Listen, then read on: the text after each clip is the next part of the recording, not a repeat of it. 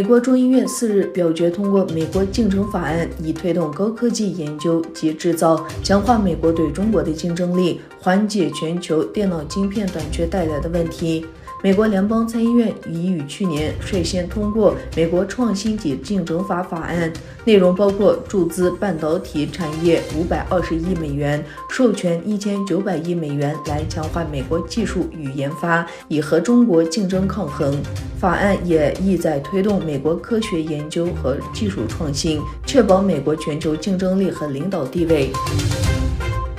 俄罗斯总统普京在中国会见了习近平主席，他在那里出席了第24届冬奥会开幕式。俄罗斯石油公司 Rosneft 与中国能源公司 CNPC 签署了1亿吨石油运输协议。俄罗斯石油公司在一份书面声明中宣布，与中石油签署了一份为期10年的合同，将俄罗斯石油通过哈萨克斯坦运往中国。此外，俄罗斯天然气工业股份公司与中国石油天然气集团公司签署了每年额外运送100亿立方米俄罗斯天然气的协议。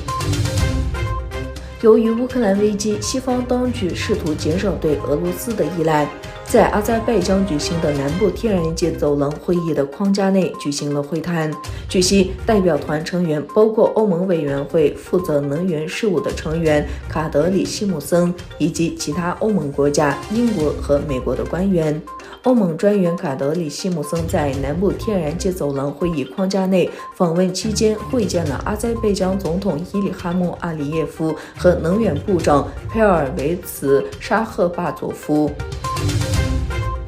美国国务院发言人内德·普莱斯表示，如果俄罗斯入侵乌克兰，与中国建立密切关系，以减少美国制裁的影响，那么将无法承担给莫斯科造成的经济代价。普莱斯在每日新闻发布会上就乌俄危机发表声明时重申，如果俄罗斯进入乌克兰，将受到美国的严厉制裁。